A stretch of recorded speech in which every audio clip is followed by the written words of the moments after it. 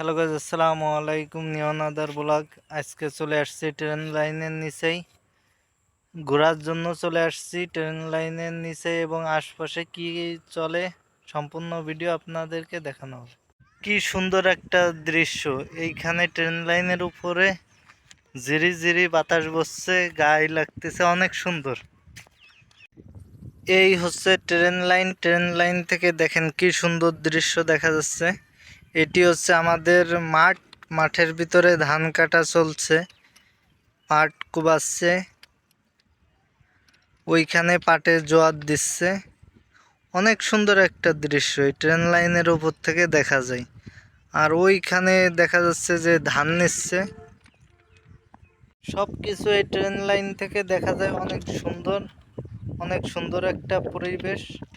এই আপনারা দেখতে পারছেন।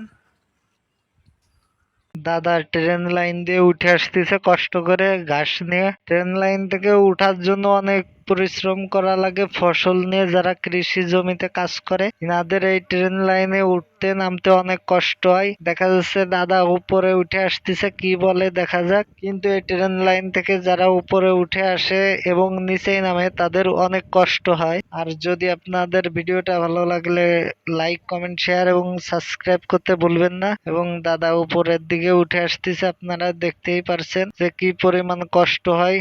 আপনারা তার চেহারার দিকে তাকাইলেই বুঝবেন। এই কটা ঘাস নিয়ে দাদা উপরে উঠে চলে আসছে। অনেক পরিশ্রম হয়েছে দাদার।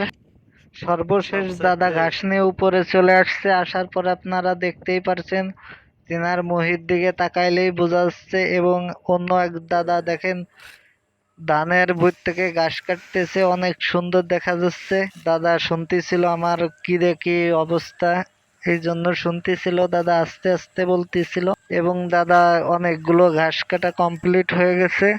আপনাদের কাছে এই ভিডিওটা কেমন লেগেছে অবশ্যই কমেন্টে জানাবেন এবং ভিডিওটা ভালো লাগলে লাইক কমেন্ট করবেন। দেখা হবে আপনাদের সাথে পরবর্তী নতুন একটা ভিডিওর মাধ্যমে।